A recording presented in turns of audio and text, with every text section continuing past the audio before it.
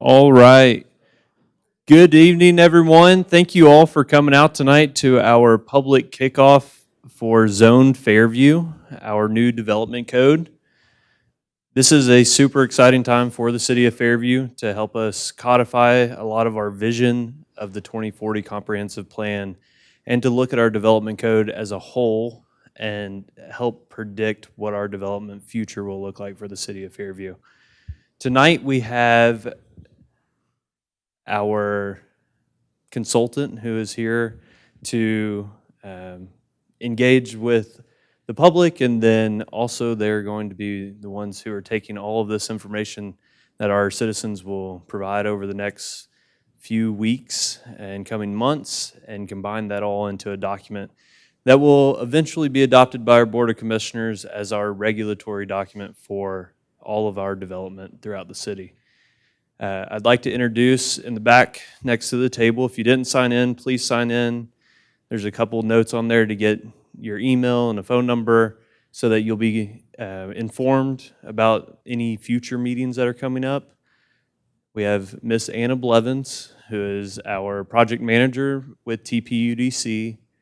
And then up front, who will be giving our presentation tonight, is Mr. Brian Wright with TPUDC. And Brian, I will turn it over to you. All right. Thank you so much. I appreciate y'all sharing your time with us and coming out tonight. This is, you guys have amazing technology in this room, and so far so good. I'm going to be pointing at these screens up here. We've got a somewhat short presentation just to kind of get everybody up to speed on, what this project is about, some ideas about zoning and planning and those sorts of things. And then we'll do a question and answer session. I'll sit here and chat with y'all as long as you want to, ask questions or whatever. I'll jump right in. So I'm Brian. I'm the principal of Town Planning and Urban Design Collaborative. I've got a whole team of people who are going to be working on this project with me. You just heard about Anna back there. She's managing the project, keeping things running smoothly. And I've got Bill Wright, happens to be my father. He's a land use attorney, and so really the nuts and bolts of the zoning side of things. He'll be weighing in on that, and several other team members. We have Keith Covington, who's a friend of ours, who actually worked on y'all's prior plan, so we thought we'd ask him to join us and be part of our team as well. So you may have seen him in the past. So we get to work in all sorts of places, all around the country, places that are similar to y'all and places that are way different.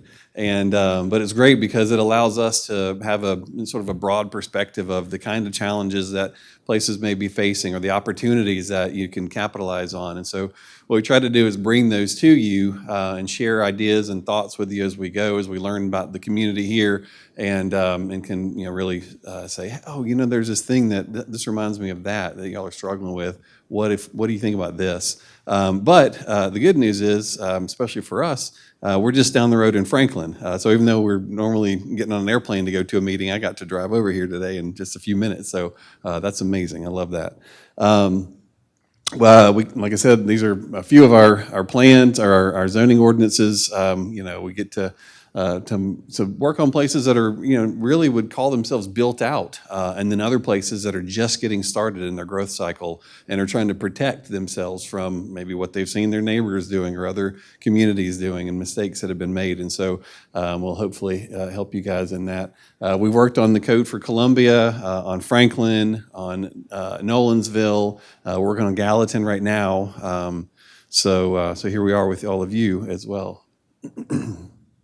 The way that we think about it is, even though we've got this, experience and national expertise and all that, we don't know this place like you do. Even though we're just down the road, we can never know it as well as you do. And so we really count on all of you to be part of the team. Y'all are the experts on this place.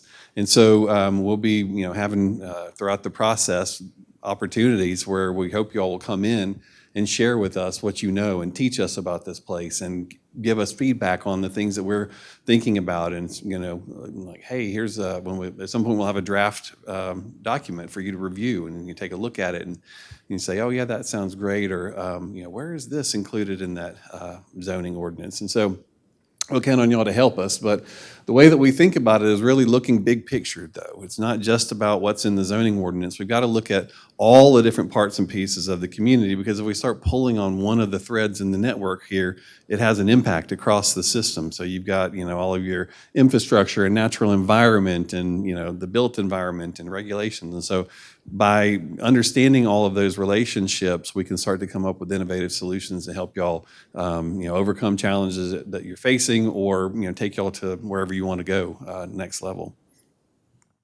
So one of the things that's tricky when we say, hey, we're here to help you update a zoning ordinance, is people start to get nervous about it because it's a lot. You're not maybe used to looking at zoning ordinance. And so the way I think about it is, it's like going on an airplane, right?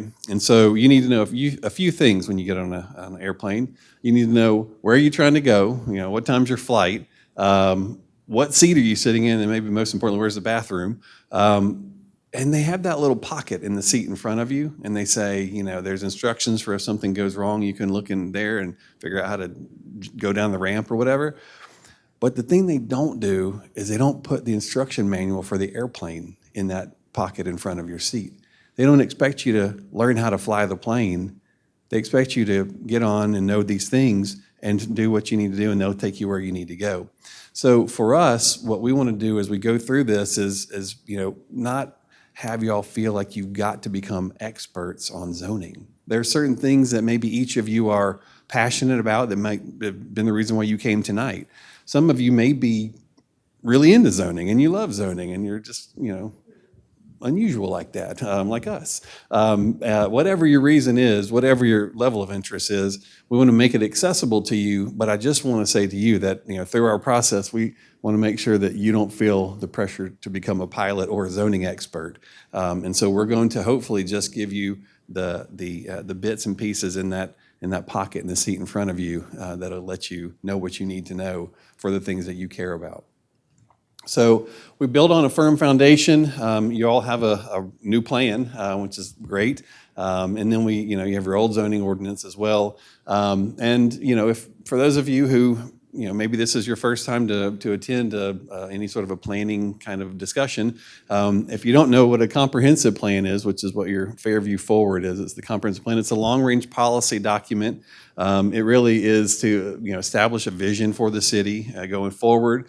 It's got guidance for policies for growth and development, and then has specific actions that are helping you to implement that vision. So within it, it's on the webpage for the city, so you can go download it or look at it or whatever if you haven't. But there are these goals that are in there related to economic development, land use, transportation and mobility, community facilities, historic cultural resources, and utilities and infrastructure. And so we look at all of these things as kind of like the starting point for us, right? So obviously we're here to ask all of you, hey, what are you interested in? But because this is your plan, it's adopted and all that, we start with that as kind of the baseline. And then through the process and talking to all the people, in real life, we're able to sort of add some, additional information to that, or understand, what the things were that were important in these goals and policies that are in there, and then how we can take that and turn those into regulations to make sure that your vision can become a reality instead of some bad hallucination, right? So. We have to also make sure that what we're doing in the zoning ordinance is consistent with the comprehensive plan. That's per state law. And so it's important for us to understand what's in there and study that as we've been doing already.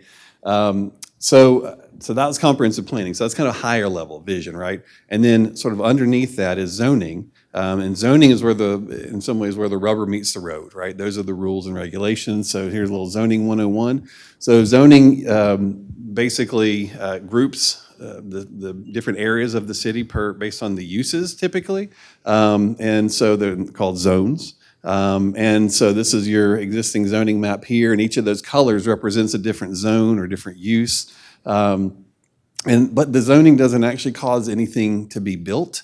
It's what someone can do with their property, right? And so as we talk about this, when we go through this process together,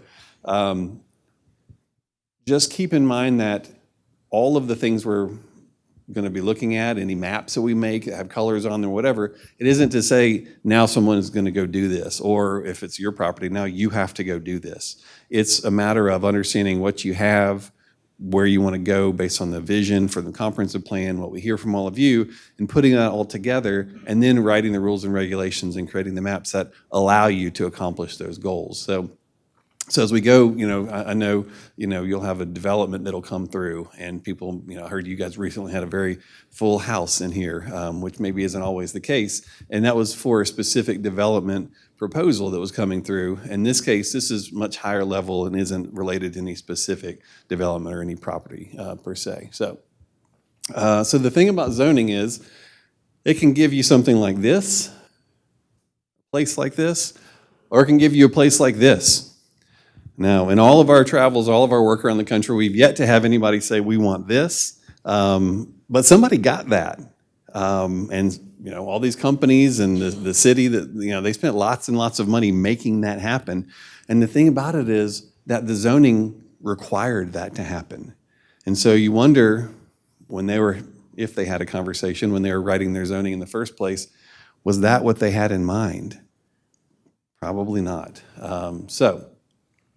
The thing about conventional zoning is that, as I said, it separates things in areas into different uses, and so you'll see little pods, right? So this might be a commercial or shopping pod, and then you have an office pod, so office park or something like that. Then you might have a residential or single-family pod, and a residential multifamily pod. And then a school pod, and sometimes you look at that from the air and you wonder if that's like some sort of insecticide factory or something. It's so huge and fenced and all that, and a little different than how schools used to be done. But this is the way that people used to make towns. They didn't separate things like that. Well, they didn't have zoning that required it also.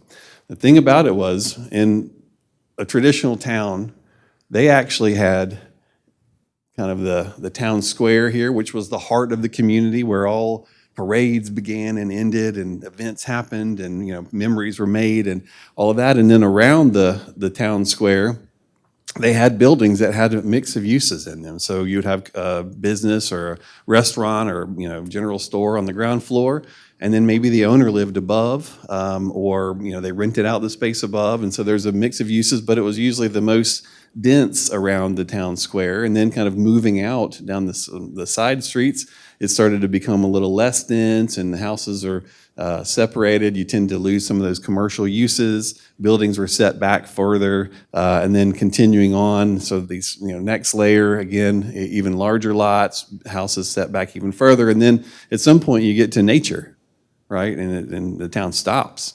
And so that was how we used to do things. And the thing about it is, this is the kind of place that people go for vacation and they send postcards from. But when you have, some of these kind of places, that no one's going there on vacation. And so we wonder, why is our everyday, day-to-day life today, based on zoning, a place that we wouldn't necessarily want to go, visit, vacation at? So the difference is, in a traditional town pattern, they had all the streets were connected for the most part. The uses were sort of intermingled and mixed up. And the only time you actually had to, get in a car and drive around if you didn't want to was if you're going to the next town over. And so you have the bigger road that all these streets would connect into. But if there was an accident over here, you could go around, go the other way, whatever.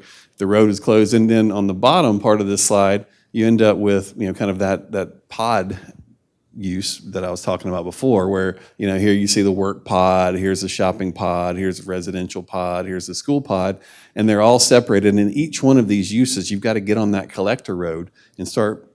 Basically, you become your neighbor's traffic, right? And so we see this in our work in Nolensville, for instance. Nolensville Road, they developed for many years where kind of each subdivision was separated from the next, and they all had to get out there on Nolensville Road, and now they're like, what are we gonna do? We still got land to develop in the town, but we're starting to clog up and choke on traffic. And so then you start feeling, well, we don't want to grow. And then the economics say, well, you need to grow, but how do you grow in a smart way?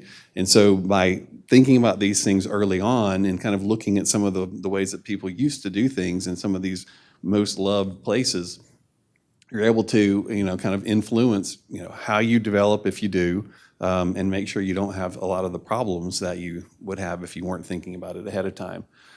So we've had some conversations. Some of the things we've heard so far, we asked, what do you like most about Fairview?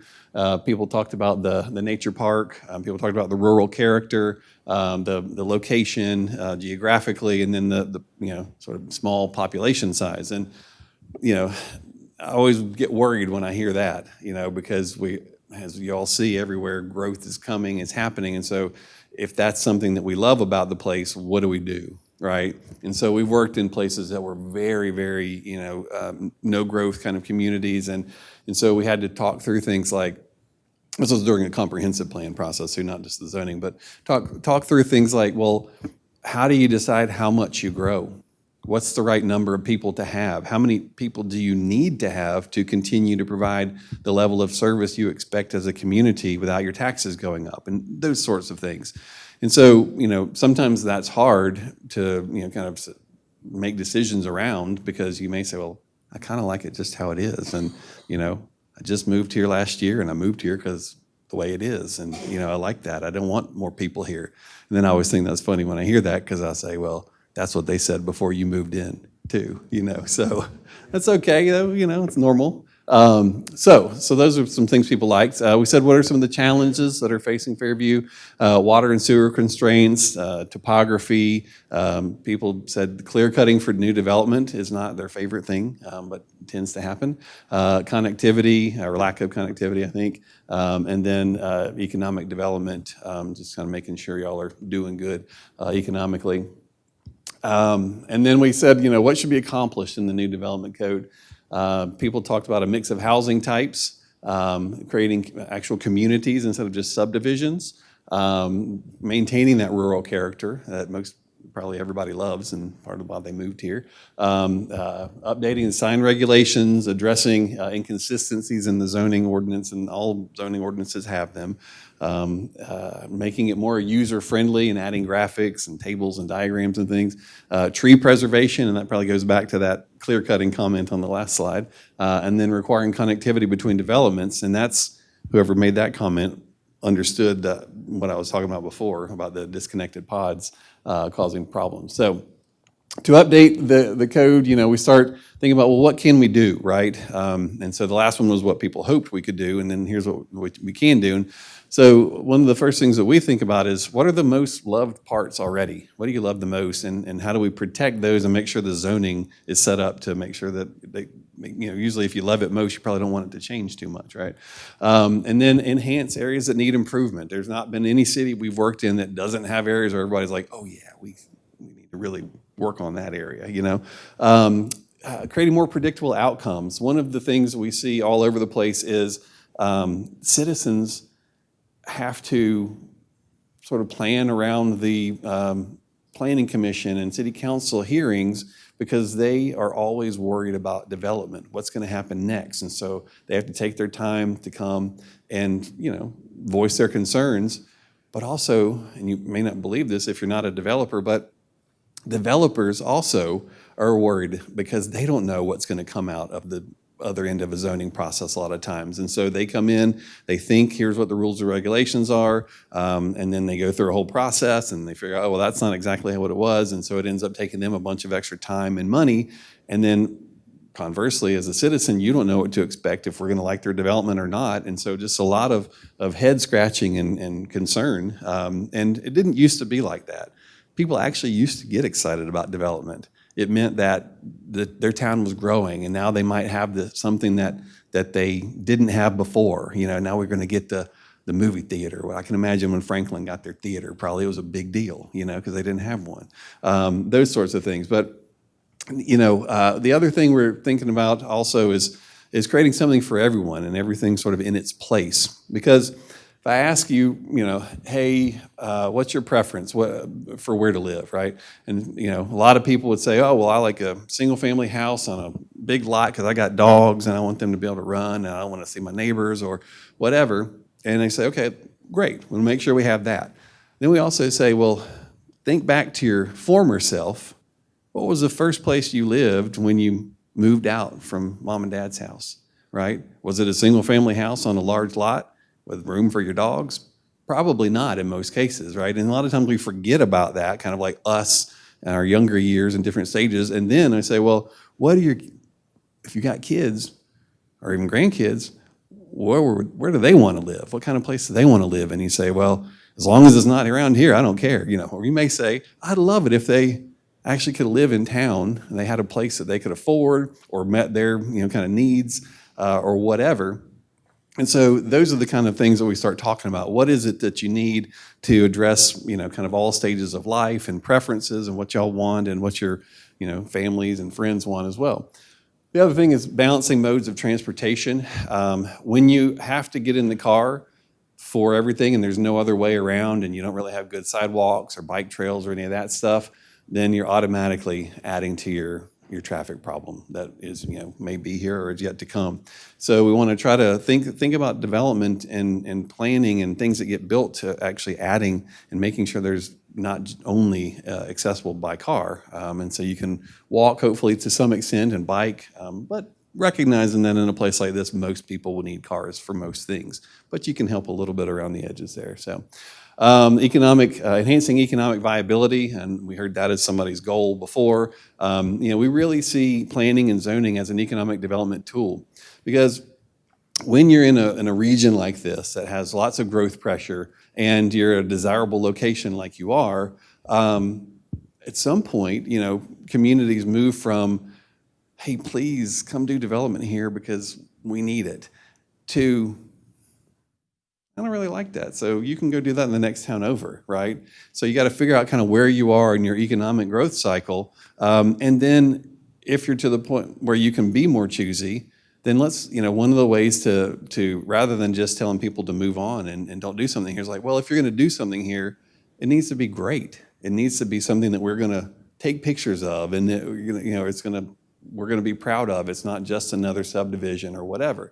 And so it's a nice way, it can be a win-win, but only, some number of folks are, interested in developing like that, right?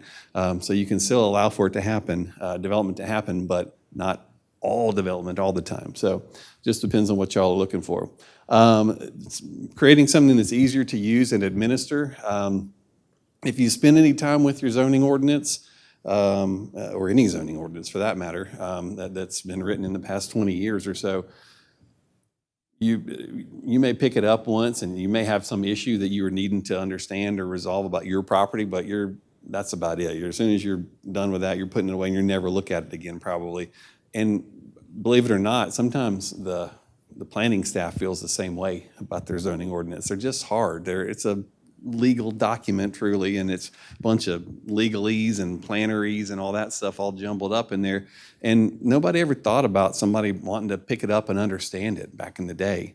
And so when we write them, we want it to be something that anybody can pick up, and figure out what in the world's going on, what they can do with their property, or what they can expect somebody to be doing when they do a development as well. So having it be easier to use and administer helps.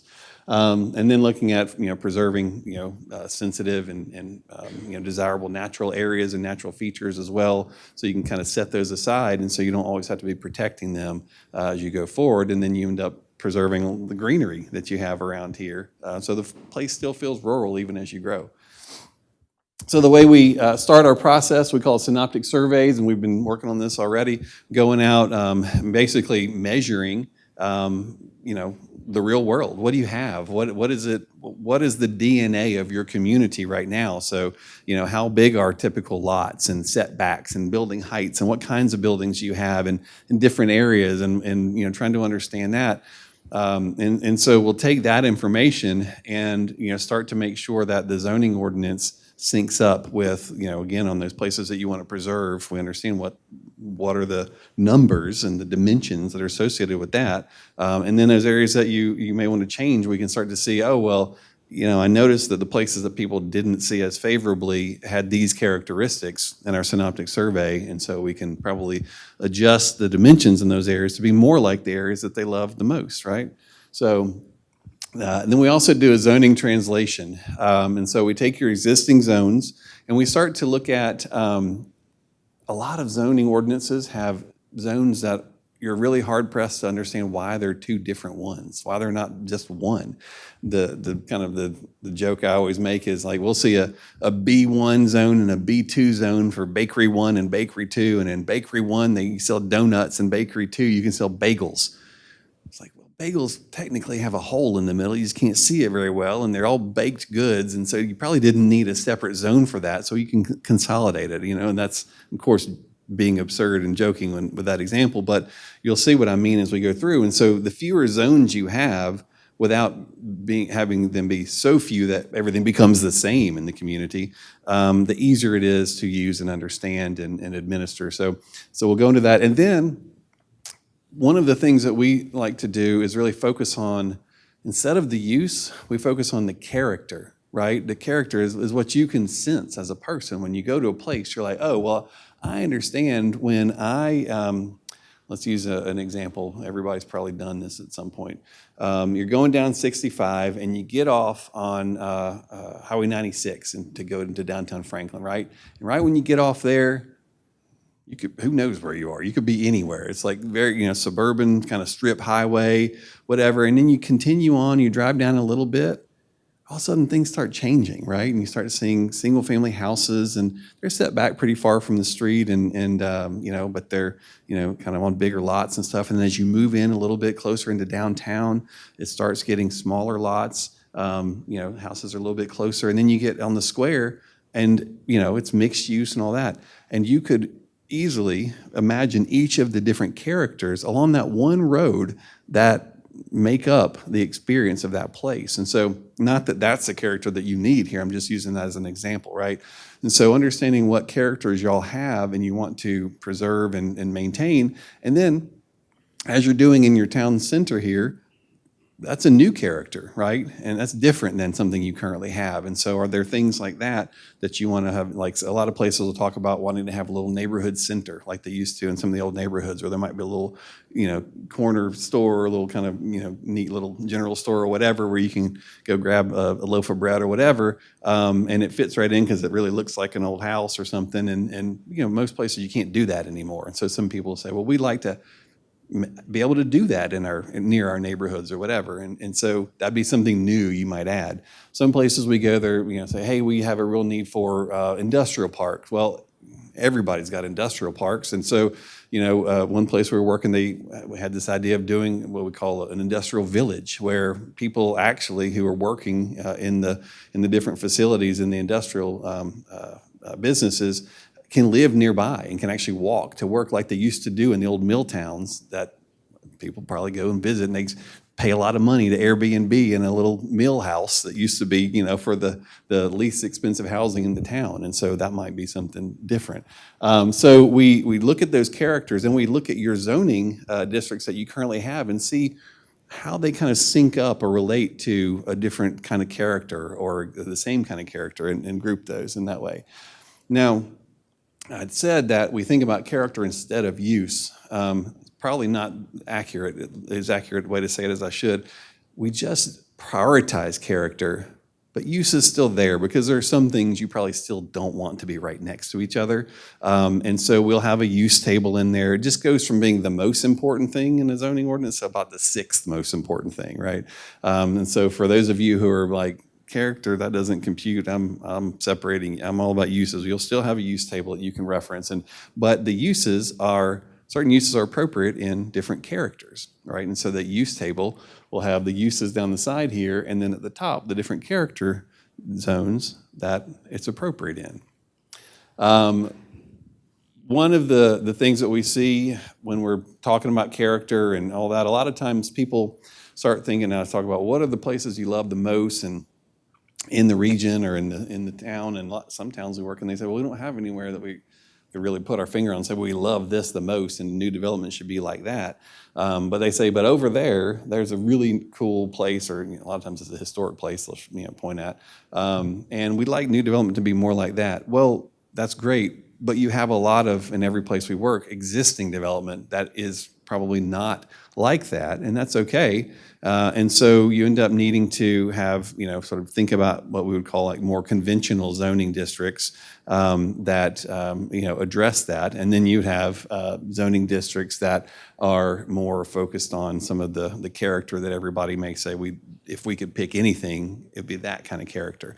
And so we start having kind of a hybrid approach, right? So kind of keeping hands off of the things that, kind of like maybe existing neighborhoods, nobody's wanting to change them, something. So we're focused on new development. And then obviously you have some uses that are kind of larger scale, like I said, like some of those industrial things that don't fit neatly, and you're probably not trying to make them a postcard moment, but they are what they are, and you need them, and so having zoning districts for that. And then sometimes you'll see development come that is kind of a combination of both, and I know it's probably hard to see at this scale, but like what you're seeing in this image, this is actually kind of a big box shopping center here. And then there's sort of a main street kind of right here. So as you drive down the road, you actually don't see the big box shopping center. You see kind of smaller scale development, and then this sort of main street that leads you back, and then the parking lot for the shopping center is behind this. And so you still kind of have the best of both worlds. If you wanted to have the bigger shopping center in that community, that's what they wanted, but you don't have to feel like it every time you drive past it, right? So you kind of hide it. So we can do. There's nothing we can't come up with zoning strategies for. There's no problem, no character that we can't write regulations for. And so what we're going to do with all of y'all through this process is figure out, what do we want that to be? What character do we want to be? And then we'll help you guys figure out how to get it all written down in rules and regulations. And so we'll work on, your revising a lot of the stuff from your existing ordinance, cleaning up those inconsistencies, bringing the stuff forward. So we're not just throwing it all out. There's stuff in there that's good, that's helpful, and all that. And so we'll be building off of that, cleaning it up, and then adding some of these new ideas about character. But what you can see here, this is actually 2 pages from one of our zoning ordinances. And so, it's, graphical and tables and very, really trying to make it easier to use. So that y'all don't have to struggle around with it. So wrapping up here, for us, we really are focused on creating something specific for you all, right? So we get to work in all these other places and all, as I showed you, but we can't just go do for you what we did for them, because you're unique just like they are, your challenges and all.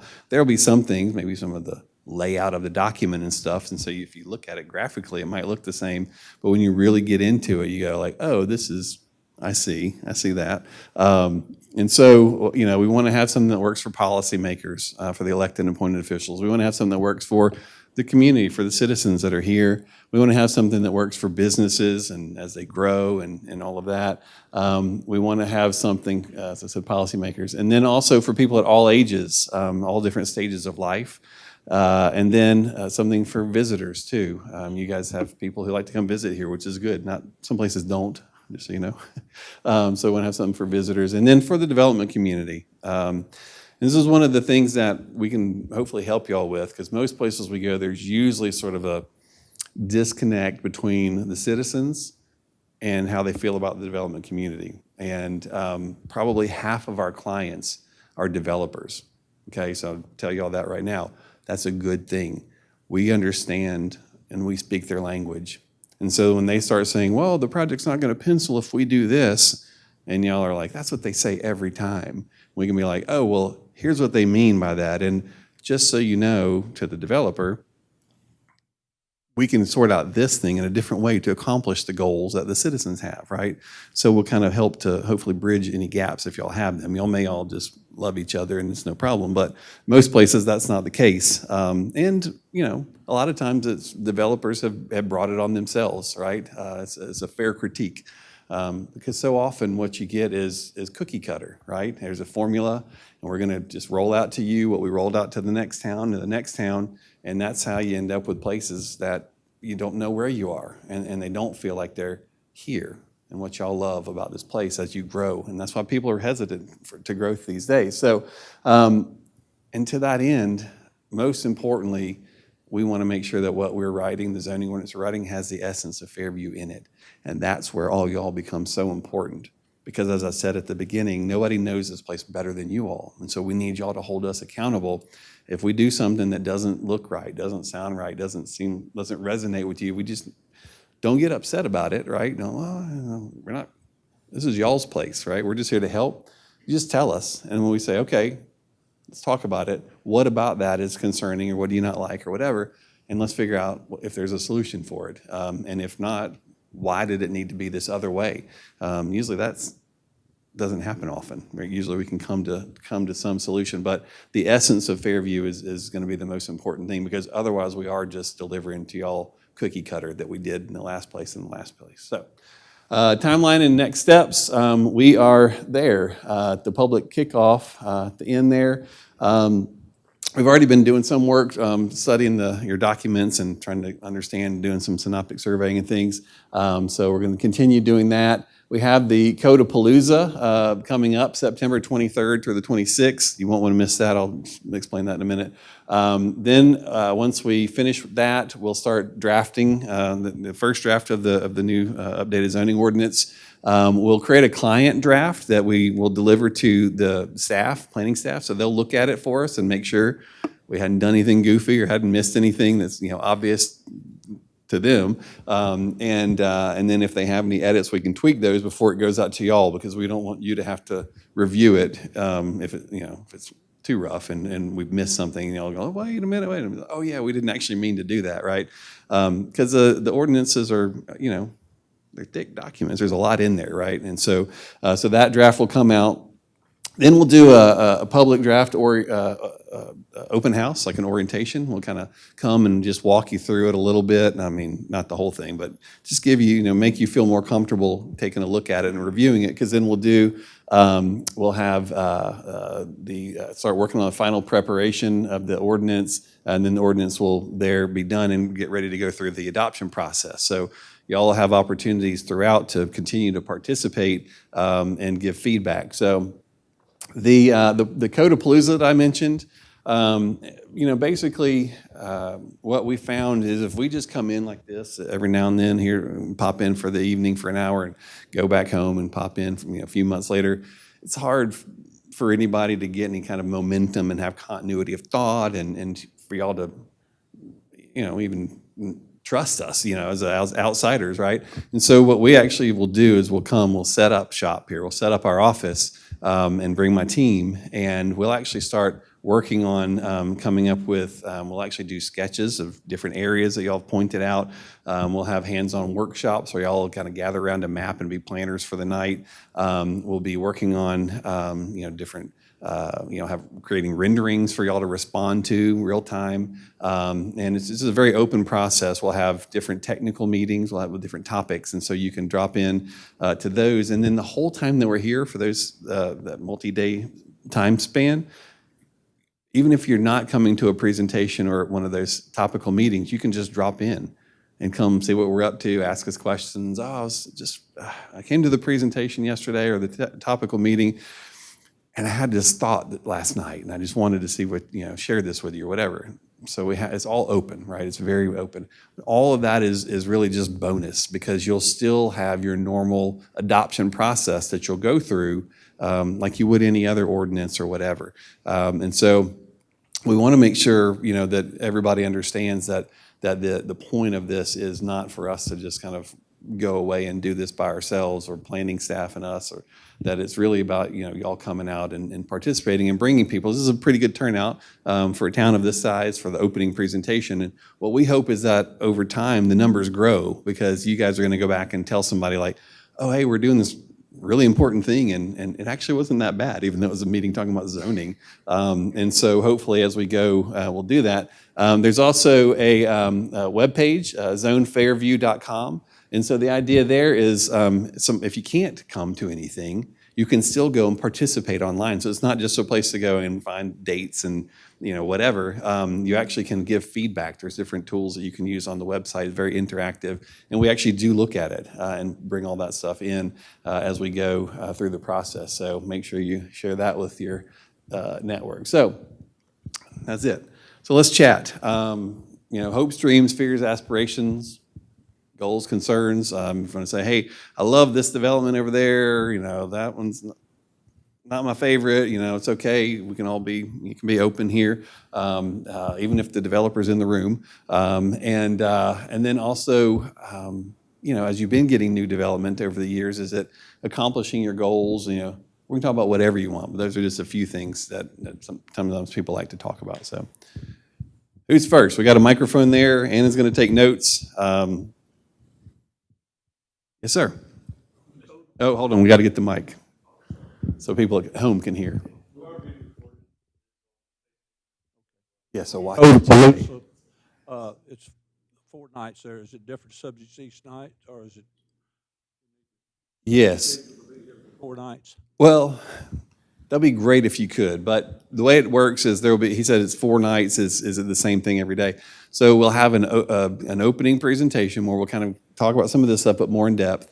Then the next day, and then that night we'll do our hands-on workshop. That's where we all gather around. So presentation straight into the workshop.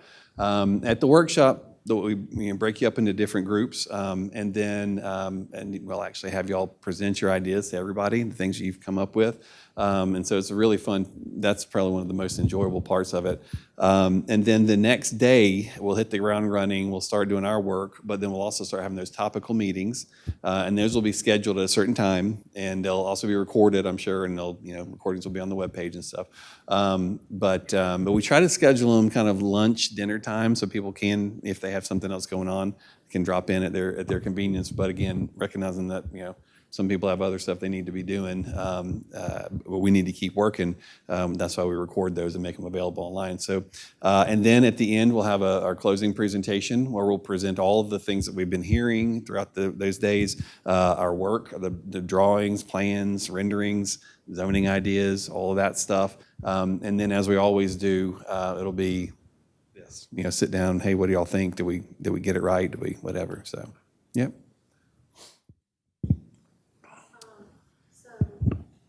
The idea, when you have a final ordinance, is the idea that we know what the zoning is. A developer who wants to come in can look at a map. He knows how the land is zoned. If I'm a buyer and I want to buy a home, I know what the zoning is around me. And I know it can be changed. Whoa. That scared me to death. I didn't do that. You just thought it was you. No. It can be changed. The idea is that the idea? Yeah, so for those who may not have heard or only heard parts of that or can't hear anymore, she said the idea is to make it where people can understand what their property is owned, developers can understand, neighbors can understand, et cetera, but also knowing that things can be changed. And, there are, state statutes and things that allow people to rezone property and all of those kinds of things. And usually one of the things that we look at through this process is how you all go about that right now, rezoning. Like some places we go, it's rare to rezone. Other places we go, it's like every development, right, is rezoned. And so figuring out, and usually the places we find where it's every project that's rezoned, there's an issue with the ordinance, right? There's some problem with the zoning ordinances that we can solve through this process. So we automatically will sort of limit those, right? Then even if somebody's not rezoning something, people have the opportunity to ask for a variance typically, or modification of standard or something, depending on how y'all do it, right? Again, some places, and one of the first things we ask staff for is what are for the past 5 or 10 years, like can you give us a list of all the variances that people have asked for? And we can start to look for patterns in that. They're like, oh, they're always asking for a variance to this thing. Well, let's see if that's a problem, or if like the thing they're always asking for a variance for is like lot width, because they want to make lots half as big so they can get twice as many. Like there's preferences that a developer may have versus problems that may need to be solved, right? And so we do that. But like in Nolensville, they used to do a PUD, or planned unit development, for nearly every project. And if you're not familiar with that, it's basically like you come in and you're not just asking to get it rezoned to a different zoning district that is already in the ordinance. It's like we're going to make up our own zoning ordinance for that particular piece of property and write new rules and regulations. And then through a negotiated process, the city or the town can decide whether or not they like it and whether it's worth it. Because a lot of times when people do a PUD, it'll be to, like, because they massively want to do something different than the regulations allow. And so sometimes there's like, well, hey, we'll do this great thing and we'll give you a giant park or whatever, but we need to get X number more units than whatever. We actually got rid of PUDs. Like, you can't do one anymore in Nolensville because the zoning ordinance was based on a process with the community, and everybody said, here's what we'd like to see. We understand we're going to have development, but if we're going to have it, it needs to be like this. And we helped them kind of articulate and craft what that could look like. And so they hadn't already done what you all have done with getting a town center going. So one of the things we had to write was the zoning district to allow them to do a mixed-use town center. And they're moving that forward. But also zoning districts for, farms and everything in between. And so, yes, there's still ways that, there's always some degree of uncertainty. But if you've gone through a process like this and you have a zoning ordinance that is sort of understood and everyone feels like it encapsulates their vision for what they hope the future looks like, elected officials a lot of times feel much better, much more certain in saying, no, can't do that. Just follow the rules, follow the zoning ordinance. So that's kind of how it typically will work. But every place is unique, and so we'll figure out kind of what y'all's needs are and make that happen. So.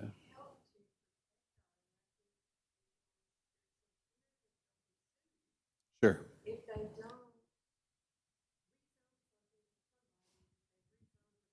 Right. Does it help the elected officials? Right. Yeah. Yeah, so one of does it help elected officials not have to worry about being sued? So one of the things that we try to do is make sure that we have objective standards rather than subjective standards. So for instance, one of the things we hear often in a place like this is we want to preserve our small town charm. I bet if I asked each of you, and we're all artists, you would each have a different idea of what small town charm meant. Well, if you put something like that in an ordinance, you're just leaving yourself open to, have some uncertainty about it and be at risk. And so the more objective standards we can have, then you don't have to, we're just following the rules. We're following the zoning, and the elected officials and appointed officials have nothing to worry about in that case. Now, that said, you may want to do PUDs and whatever. And so there are also ways that you can put some guardrails on the PUD process. So you don't have to completely get rid of it. Because in our private development projects, one of the reasons I feel comfortable letting the cat out of the bag that we work for private developers is the projects we work on are really neat. They're not, we don't do cookie cutter or all that stuff. And so a lot of times when we're doing something really unique and extraordinary, there isn't, even with the best zoning ordinance, a way for us to do it without coming up, So, in many places you do, it is beneficial to have some relief valve for something that is extraordinary. But if you don't have any parameters for it or any vision for what you hope to come out the other end, then who knows what it's going to be. And it also is dependent based on who is elected or appointed at that moment when the development happens to come through. And so that's also a challenge. And so you don't want also elected officials to have me worried about, am I going to get reelected or am I going to whatever. It's like, how do we create a system by which people can just make the best decisions for the community? So You had a question over there?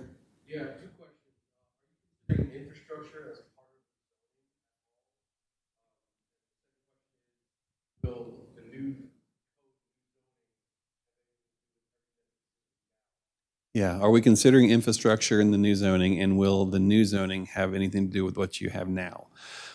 Yes, so in the comprehensive plan, one of the things that it starts to look at is where growth and things should occur and all that, and that's usually tied to infrastructure investments and sort of in an ideal world, you're limiting how far your infrastructure goes because it's costly. And sometimes, where the cheap land is isn't where the infrastructure is, and that's why it's cheap. And so and then people are asking you to extend stuff or whatever.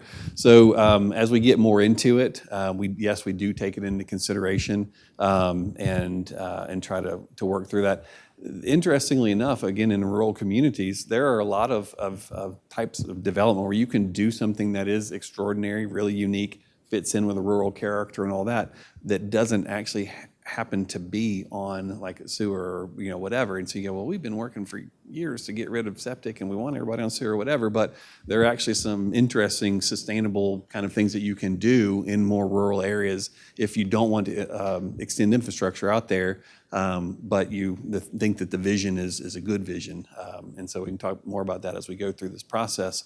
And then, yes, through our study of the existing zoning ordinance and the synoptic surveys of your existing character and all that, we in some ways will maybe understand aspects of the community better than all of you. You'll all be expert in your own way, but we'll be expert in the more technical side of things. And so we'll use that as building blocks for where we're going in the future. So, yes. Hi. Oh, I'm just going to shout. Okay. She hasn't asked it yet. Oh, yes. And we'll try to get the non-kazoo mic. So. So my name is Carolyn, and I want to say thank you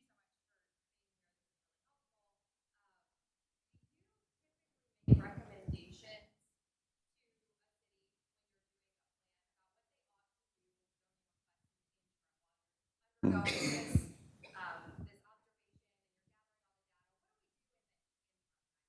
Yeah. What do we do in the interim? Do we make recommendations when development comes through? And let's say, we've worked in one community and before we did their zoning ordinance update, the prior one took them 4 years.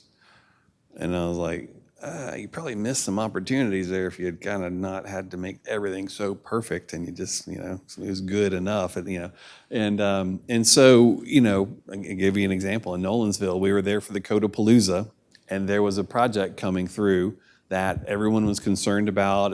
And they had been kind of beating the developer up for like 2 years already. But he was still there. And so they said, well, we've got TPDC here.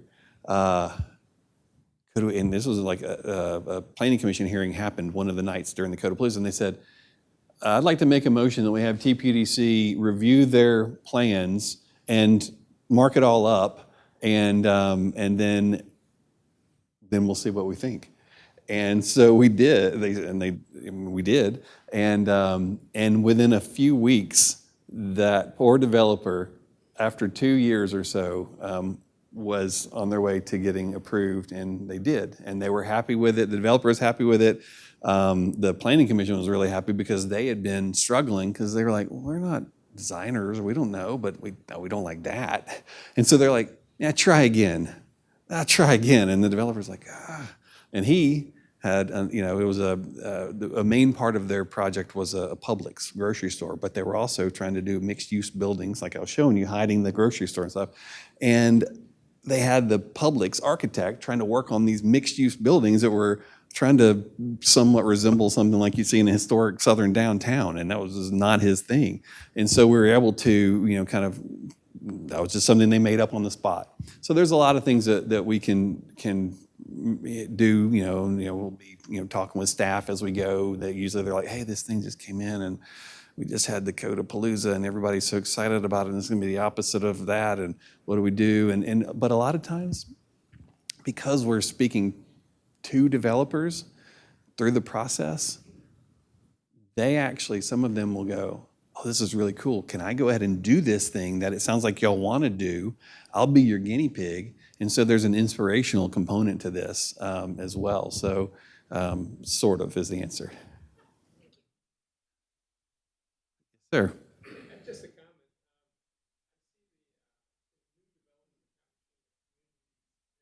Yeah.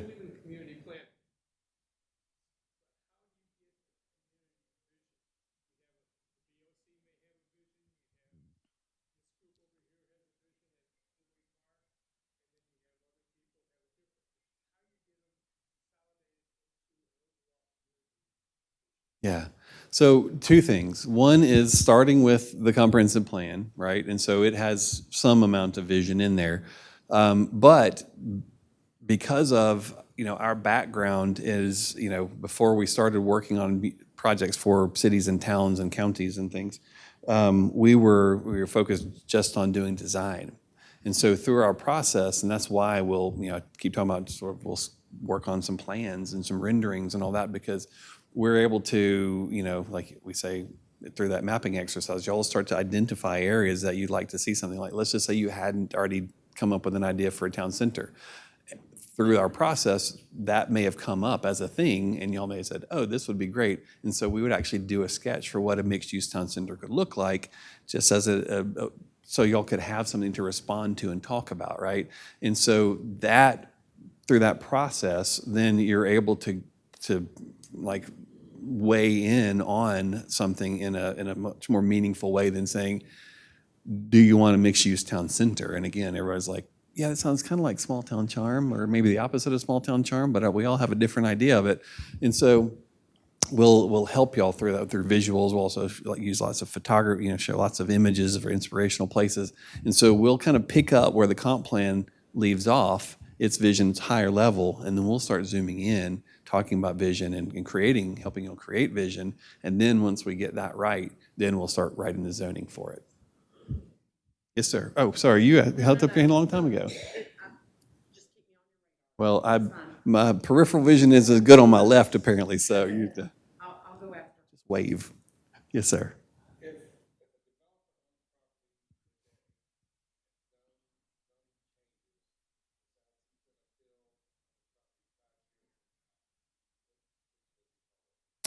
Yeah, so typically what will happen is if they are at a certain stage, and like if they've submitted a plan, for instance, right, and the plan is at a certain stage through the entitlement process, they'll be vested, right, and so they'll be under the old zoning.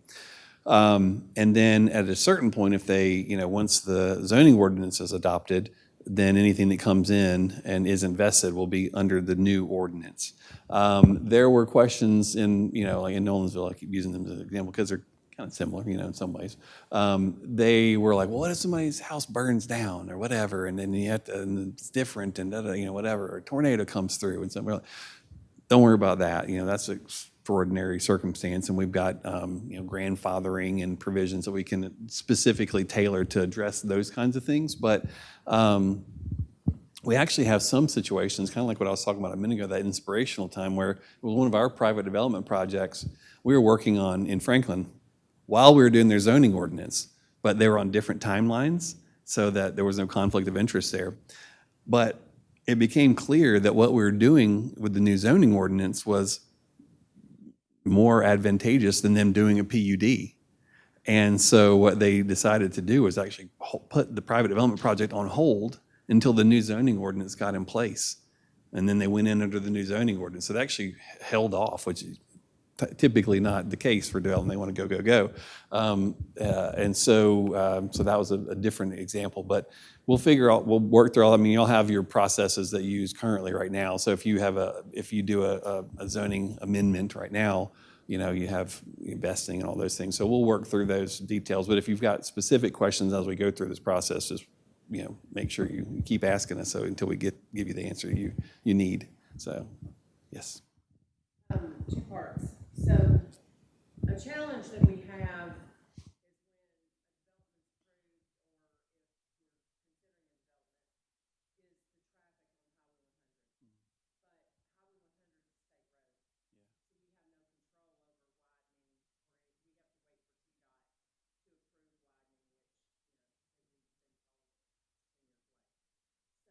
I don't think it's advantageous.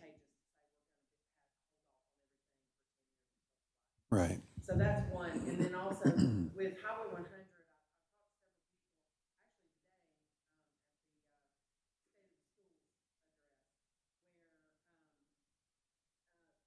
they take Highway 100 from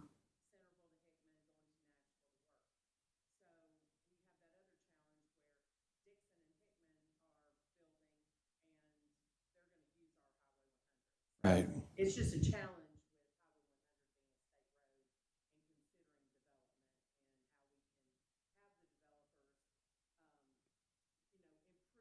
part of the road or even longer than their part of the road to help out alleviate traffic. Right. So that's one thing to consider. Hold on, can I say that first? Because I'll forget it. So the comment was about Highway 100, and it's, starting to get congestion as new development occurs. How do we address that? And also, you're having pass-through traffic, so you're accommodating for people who don't live here or whatever. And so how do we make improvements, and how much of the road needs those improvements to happen? Paraphrasing. Next question. That's Okay, anyway. so I am in favor of PUD. Right. Because we can control more of what the developer does, what it looks like, the lots. We can control a lot more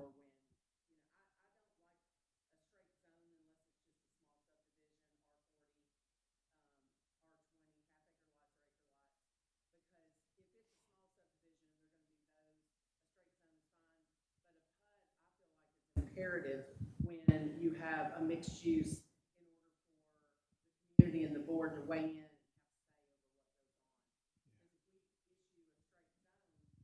Like, acre lots,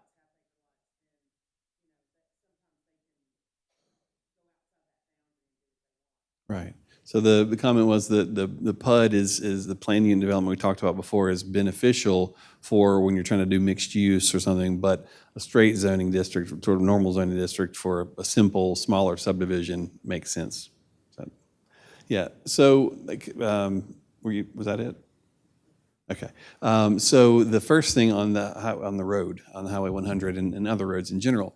So part of that comment that I forgot to say was it's a state road, and so you have limited ability to influence kind of how it's designed or whatever. Now, a couple of things happen in communities that have state roads going through them. A lot of cases, it's a state road, and we have our little historic downtown, and it kind of is messing up our historic downtown because they're trying to get everybody else's traffic whizzing through our downtown, and now it's no longer charming. And then the other is when you don't have that necessarily, but you're starting to get traffic pressure, and you feel like, well, we need to widen it, and then they're like, no, that's not in our capital fund plan or whatever, and so you're at their mercy. And so what do you do? Stop development? Probably not. So the things that you can do are kind of looking at that old way of developing, right? And so that network of streets that we talk about, as long as, again, Nolensville Road, the solution was, because it's a state road, you can't do anything unless the state says so, and there's limited room to do stuff because they do have their little downtown thing there. But we can make a network of streets that are parallel to Nolensville Road, and so now it's not the only way to go. And so you're, in effect, widening it without widening it there. You're making the new lanes, but they're next to it, and over here and over there, and far enough away that you actually have development in between them. And so now you're starting to create a network of blocks and streets and things.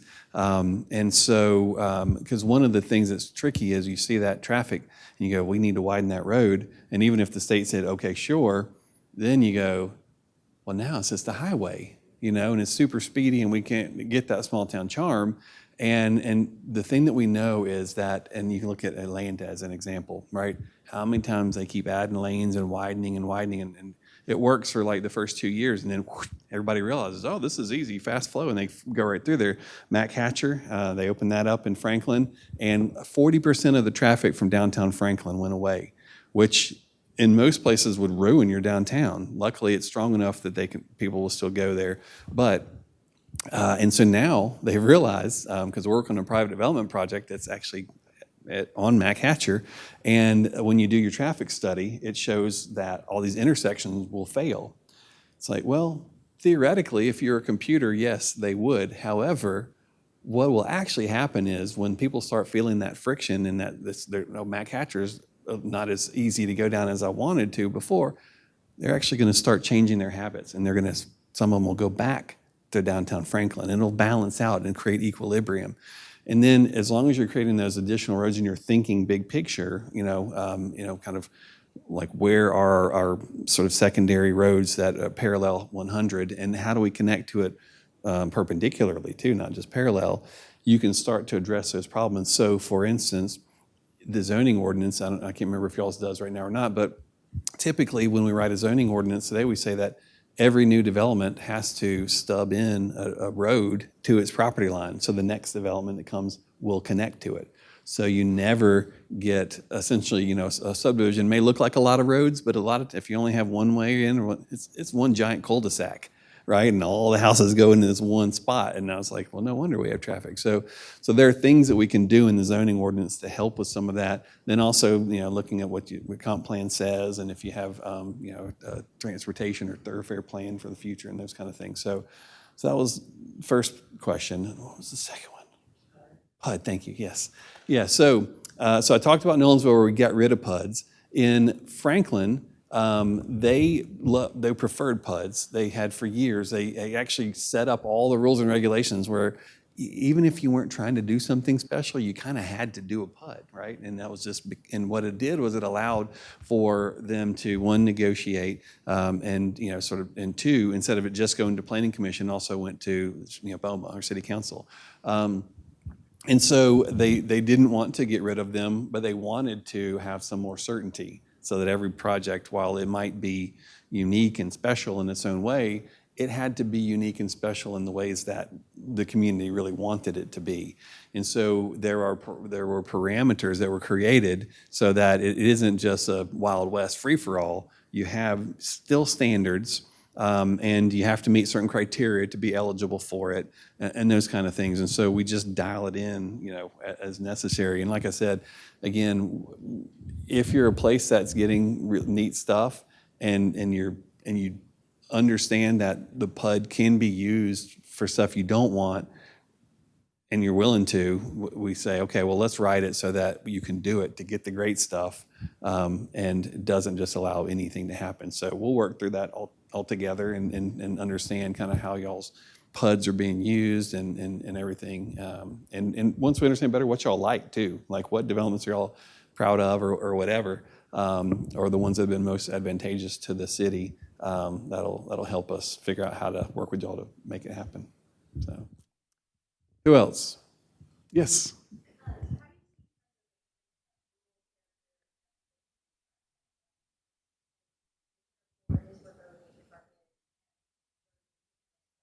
Yeah, how do we see preservation working with development and density, right?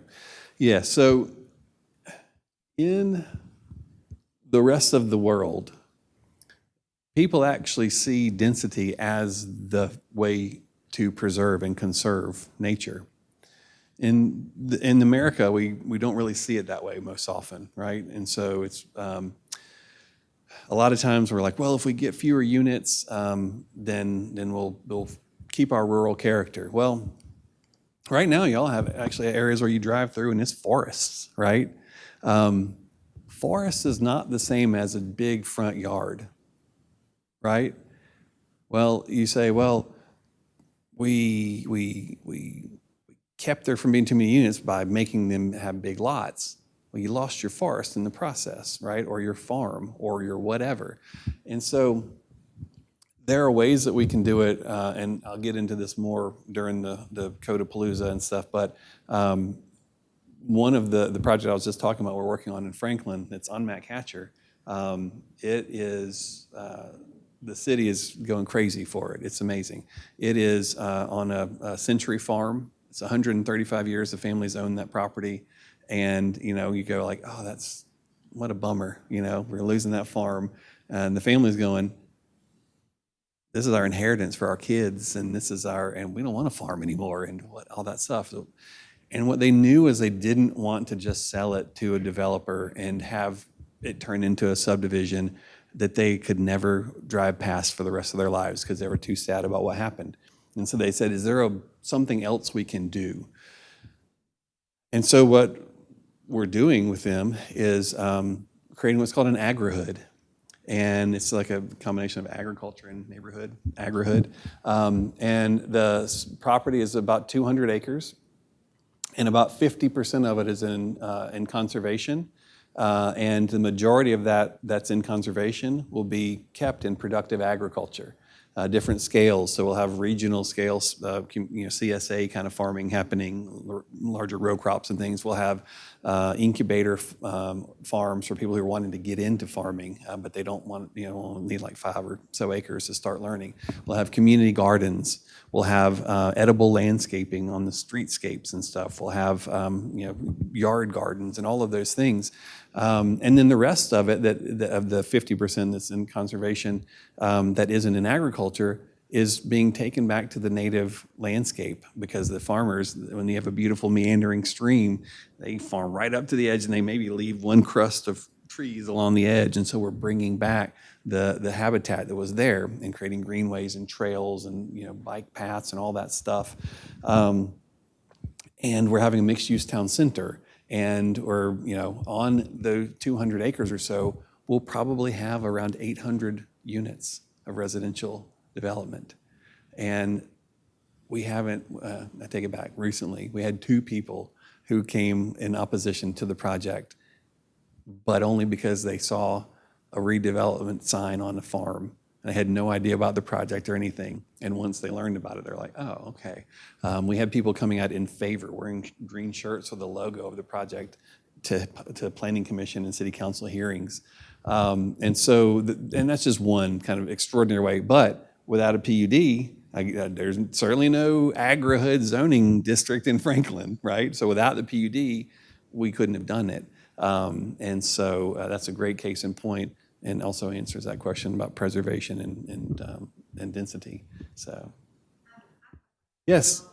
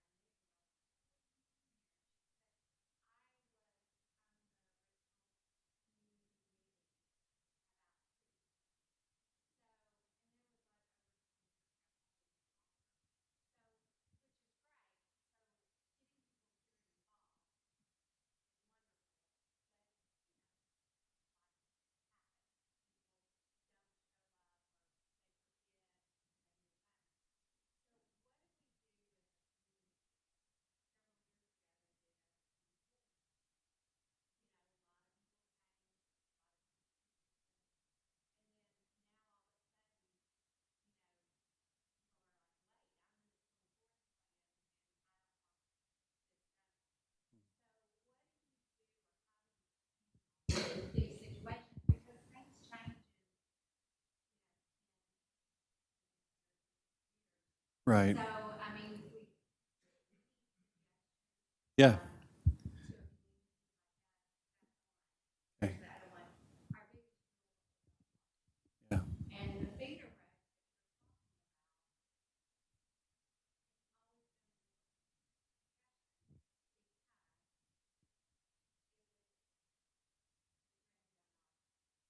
Mm.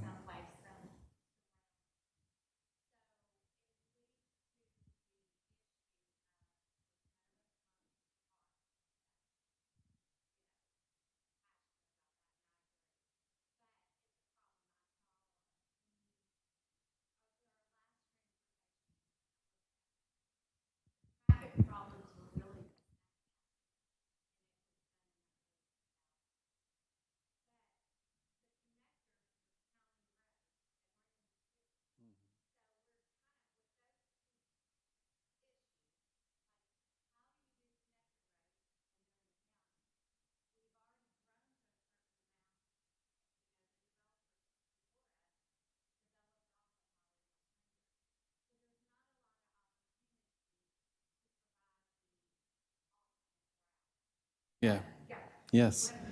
All right. All right. So what do you do about changing preferences and things, and things taking a long time to happen and all that? And then, what do you do about trying to deal with some of the connectivity that I was talking about when you have things like the park, and you also have some of the areas where it makes sense to connect to be in the county as opposed to in the city. So the truth of the matter is that a lot of times, especially a grand vision, it takes a long time for it to come to fruition. These days, not as long as it used to, right? You think about when historic cities and towns were laid out, somebody laid out the grid and they were like one building at a time by one person, and then bit by bit by bit. And now it's like a developer comes and can do the whole thing in just a short amount of time.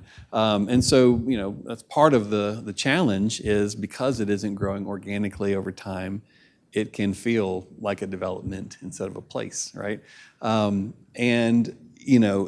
Luckily your comprehensive plan isn't that old, right? We get to a place sometimes and we're brought you in to work on the zoning. We got this 30-year-old comprehensive plan, and I was like, I think you may have gotten it backwards, right? We'll vision all day long, but you're gonna have to update your comp plan now. And so, as we go through this process, we'll build on that vision.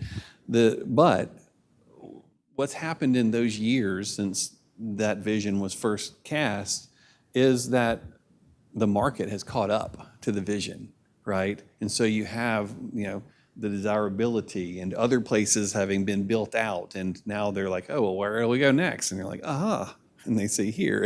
And so you have that, sort of natural progression of just the economics of it and all. And so you're likely to see any grand visions you have come to fruition more quickly. That's why it's so important to make sure you have the vision that you want in place. The other part of the question about the transportation and all that, I always think about, how big is your park? I can't remember. 700? Yeah, gigantic, right? So you have no roads through it? Okay, that's, for 700 acres, that's kind of unusual, right? And you think about like state parks and national parks and all that, they all have roads through them, but they're some of the most lovely roads you've ever seen. They're very small, and you have to drive slow, and you kind of wonder in amazement as you see, and you can access it. I mean, I think about the times where I was, driving through in, Yellowstone or something. There's, oh, look, there's caribou or whatever, bison. Obviously, that's a much bigger scale, but part of the process that we go through together is making decisions on costs and benefits, right? And so you go like, we love our park and we love that we have 0 roads through it. Do you love that more than you hate traffic, for instance, right? And I don't know that that's the solution, a road through. I'm just going with your question, right? So we can think about that, and y'all can say, you know what? Yeah, and actually, if you look at it, and if we just had something right over there, and that would be really cool, as long as it didn't have to look like 100 or something. It could be designed like a proper park road, a parkway, and maybe that's suitable. Yes, people, you don't want them to, no matter what, be able to speed through there, but even slow alternatives are better than no alternatives, right? And so, Topography, the length, right, there's no way around. yeah, I mean, and well, you're probably right. I mean, just looking at it, and we saw one of the comments, one of y'all's challenges is the topography and stuff, and but again, just think about all these places where back in the early 1800s they built these crazy. I mean, it's not suggesting crazy tunnels through stuff. I'm like, how in the world with pickaxes and stuff did those people build this crazy, whatever. But we'll sort through it. But that's a great point. So yes, sir.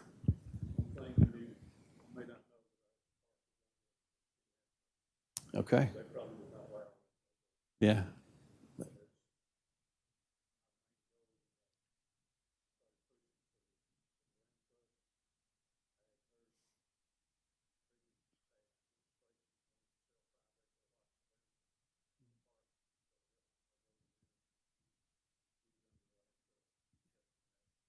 He was saying that the park is in a Tennessee land trust, so you may not, you know, have limitations on what you can do regardless of topography or whatever. Right, yeah. Well, yes, no. Well, and I want y'all, we'll use this as a moment for me to gain a little credibility, because I can imagine that that's probably a hot topic, but I didn't run away from it, right? I went with it, and, you know, Bowie. It's Bowie Nature Park. Yep. Bowie. It's Bowie. Did I say Bowie? I- Oh, you're just making sure I don't get it wrong. Okay, yes, yes, for sure. Thank you. It's not David, right? Okay, who else? Y'all are ready for dinner, aren't you? Yes, in the back. Yes, yeah, and just let me clarify. We've just started doing our synoptic surveys, so measuring and looking at stuff. We started, you know, familiarizing ourselves with your current documents, the comp plan, the zoning ordinance, and those kind of things. But when we show up for the Codapalooza, we will not have put pen to paper when it comes to like visioning and stuff that we talked about earlier. So, yes.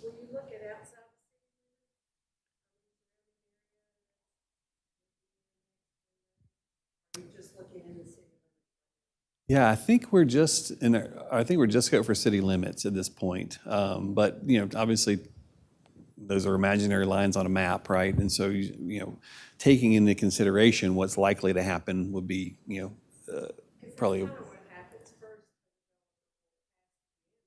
Right, right.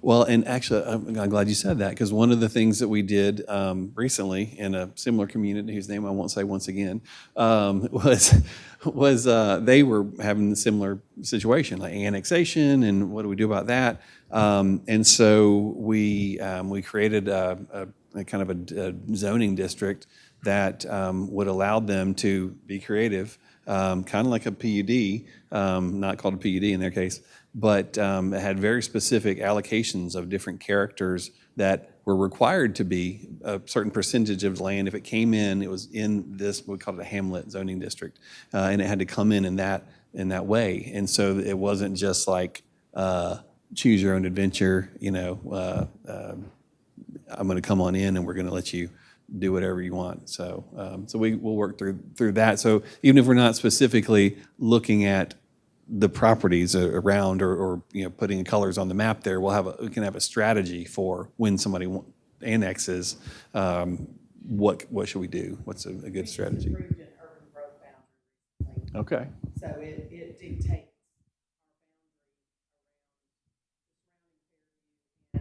when anything comes in from the county, it comes in. Okay, right.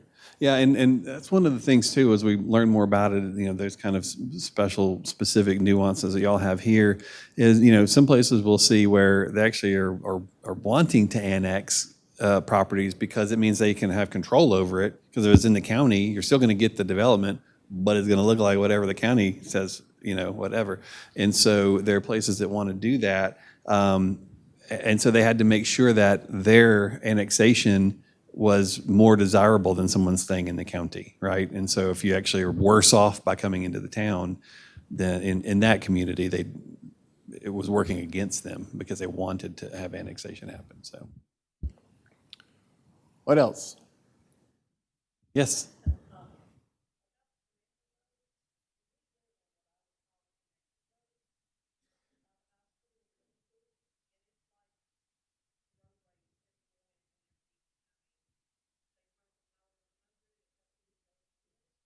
Yeah.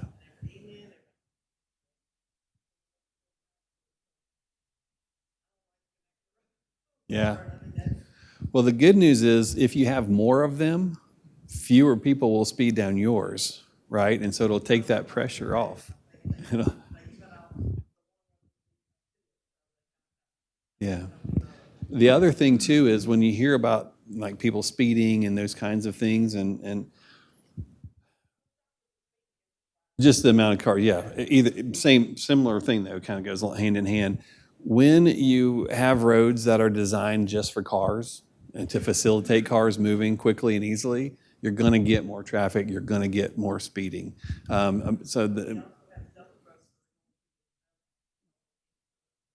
Right, dump trucks too. Yeah, so what we know is that if the road is designed so, a certain way, like the interstate, right? Imagine if you're on 65 and the speed limit was 30 miles an hour. You'd feel ridiculous driving 30 miles an hour. The lanes are 14 feet wide. There's a bunch of them. Just like, this is crazy. Doesn't matter what the speed limit sign says, right? And so when you have a road that people live on and it's designed for cars, forget the fact that somebody lives there, adjacent to it, it's gonna be about cars, and that sort of experience of living on it is not gonna be as great as if it were a road that were designed for allowing cars to move, but not only focus on cars. So we'll work through some of that stuff as we go and understand your streets better, for sure. Anybody else? I'm telling you, I got lots of endurance, so it's, but anyway, thank you all so much for coming. I appreciate y'all's input and your time. Make sure you tell people, bring people with you when you come next time. We want to pack the room out, so y'all don't have to keep packing the room out when your development comes through. So, see y'all.